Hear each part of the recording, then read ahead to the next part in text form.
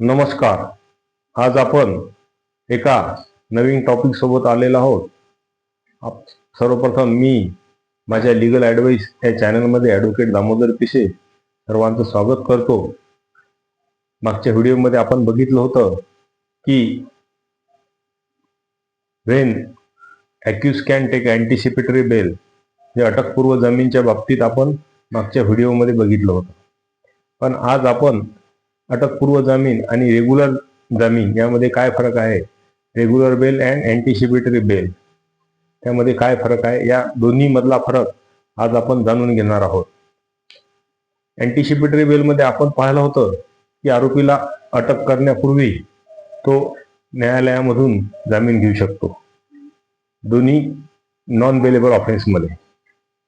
आणि अटकपूर्व जामीनमध्ये हेही आपण पाहिलं होतं की FIR दाखल झाल्यानंतर पोलीस स्टेशनमध्ये जशी आरोपीला माहिती मिळते किंवा FIR होऊ शकते आणि आपल्याला अरेस्ट होऊ शकते, अशा परिस्थितीत सुद्धा आरोपी हा न्यायालयातून अटकपूर्व जामीनसाठी अर्ज करू शकतो. त्या अटकपूर्व जामीनवर संबंधित पोलिसांकडून त्यांचं म्हणणं मागविल्या जाते आणि ते म्हणणं घेतल्यानंतर त्या अर्जावर न्यायालयाकडून आदेश होतो.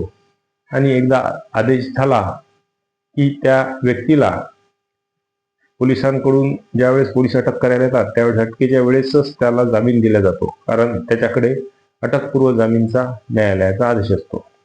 हा अटकपूर्व जामीन हा सेशन टायर कोर्ट म्हणजे सेशन कोर्टाकडून दिला जातो आणि हायकोर्टाला पॉवर असतात. GMFC कोर्टाकडे अटकपूर्व जामीनसाठी अर्ज केला जात नाही. आणि अटकपूर्व जामीन हा नॉन बेलेबल ऑफेन्समध्येच असतो. तसंच आता आपण जाणून घेऊ रेग्युलर बेल म्हणजे काय. रेग्युलर बेल म्हणजे ज्यावेळेस आरोपीला एखाद्या नॉन बेलेबल ऑफेन्समध्ये पोलिसांकडून अटक केल्या जाते, पोलिसांनी अटक केल्यानंतर संबंधित आरोपी हा न्यायालयाकडे रेग्युलर बेलसाठी ॲप्लिकेशन करू शकतो. म्हणजे आरोपी हा जेलात मध्ये असतो किंवा तुरुंगामध्ये असतो, आणि तुरुंगामध्ये असलेला आरोपी हा आपल्या वकिलामार्फत वकीलपत्रावर तुरुंगात जाऊन तिथं जेलर ऑथॉरिटीच्या परमिशननं त्या आरोपीची वकीलपत्रावर सही घेतल्या जाते. आणि एकदा त्या वकीलपत्रावर सही घेतल्यानंतर संबंधित वकिलांकडून आरोपीच्या वतीनं न्यायालयामध्ये जामीनसाठी अर्ज केला जातो. सदरचा जामीनचा अर्ज दिल्यानंतर त्यावर पुन्हा तेथील ज्या पोलीस स्टेशनमध्ये गुन्हा दाखल झालेला आहे त्या पोलीस स्टेशनमधून त्या संबंधित व्यक्तीवर च्या बाबतीत त्या गुन्ह्याबाबतीत पोलिसांचा शे घेतला जातो.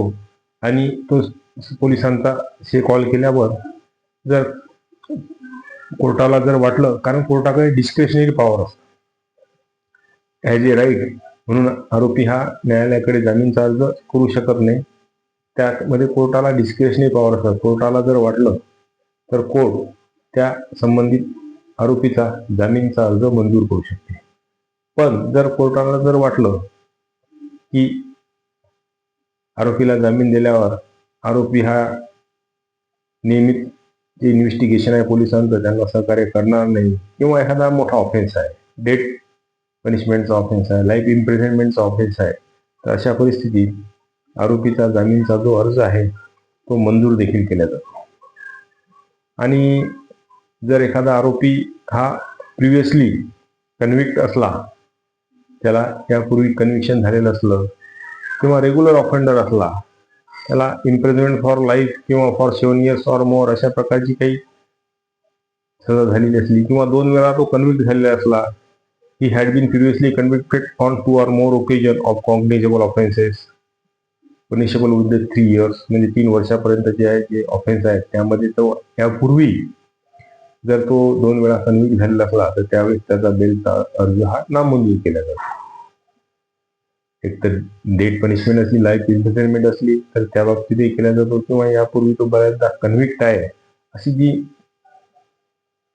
तरतूद आहे कायद्यातील, त्या तरतुदीला अनुसरून त्याचा जो अर्ज आहे तो मंजूर करावा की न करावा हे पॉवर कोर्टाकडे असतात. Session court have the discretionary power to grant the bail of the accused. तर त्या संदर्भातली जी तरतूद आहे नियमित बेलच्या संदर्भातली, ती भारतीय नागरिक सुरक्षा संहिता 2023 चे कलम 480 मध्ये दिलेली आहे आणि अटकपूर्व जामीनची जी कलम आहे ते 482 मध्ये दिलेली आहे. अटकपूर्व जामीन आणि नियमित जामीन यासाठी पूर्वीचा जो कायदा होता त्याकरिता रेग्युलर बेलची प्रोव्हिजन होती 437 क्रिमिनल प्रोसिजर कोड आणि 438 मध्ये होती प्री अरेस्ट बेल म्हणजे अटकपूर्व जामीनची. पण तो आता कायदा रिपील झाल्यामुळे भारतीय नागरिक सुरक्षा संहिताचे कलम 480 मध्ये रेग्युलर बेल आणि 482 मध्ये अटकपूर्व जामीनच्या बाबतीत तरतुदी दिलेल्या आहे. तर नेमका महत्वाचा फरक हाच आहे की अटकपूर्व जामीन ही अटक न झालेल्या आरोपीला दिल्या जाऊ शकते आणि रेग्युलर बिल जी आहे त्यामध्ये आरोपी हा अटक झालेला असतो आणि त्यामुळे त्याला रेग्युलर बेल ऍप्लिकेशन दाखल करावं लागते.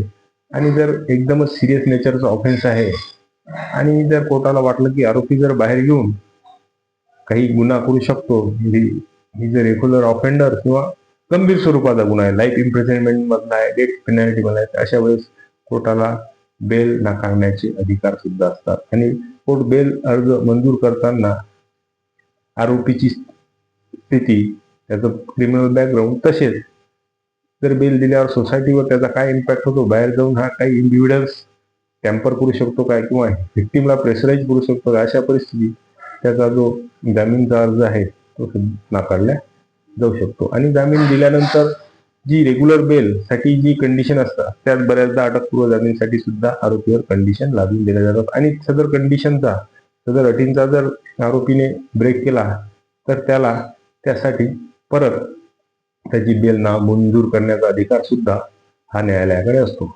आणि रेग्युलर बेल असो की अँटिसिपेटरी बेल असो, ही जर आरोपीची नामंजूर झाली तर त्याला उच्च न्यायालयात जाण्याचा त्या बेल आदेशाच्या विरुद्ध अधिकार असतो आणि उच्च न्यायालयात तो संबंधित आदेशाच्या विरुद्ध बेल तिथं मागू शकतो.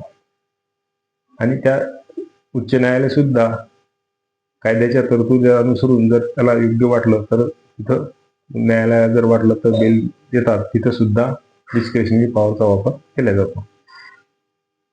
आपण रेग्युलर बेल आणि अँटिसिपेटरी बेल या दोन बेलच्या संदर्भातल्या ज्या कायदेशीर तरतुदी आहेत त्या आपण या व्हिडिओमध्ये बघितल्या. पुन्हा भेटू अशाच नवीन व्हिडिओ सोबत. तोपर्यंत गुड डे आणि गुड बाय.